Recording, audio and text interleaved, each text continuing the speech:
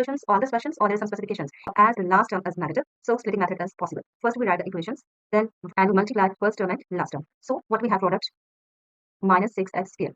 And what is the sum, which is equal to minus x? So we need two numbers which we multiply, and we got the minus 6x square, plus and minus we get minus x. So here's the trick time.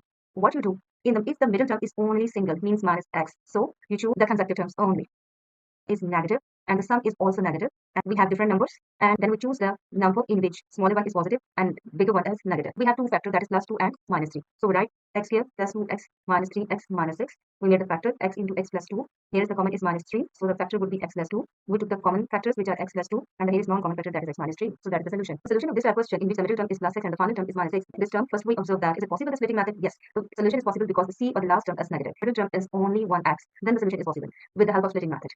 So what we do, we multiply the first and the second term, that is x square with minus 6. So we have product as minus 6x square. And what is the sum? That is the middle term is only x. So we need two possibilities. But now things that which one we have to choose. It depends upon if the product is negative and the sum is positive. Then we choose the numbers in which the bigger one is positive and the smaller one is negative. To start, x square is minus 2x plus 3x minus 6. The rest is we take a common from them, x minus 2 plus 3 into x minus 2. So what is the common between them is x minus 2 into x plus 3. That is the solution. Next we have question in which we have plus x middle term, in which the middle term is plus x and the last term is also plus 6. One thing remember, this is the math rule.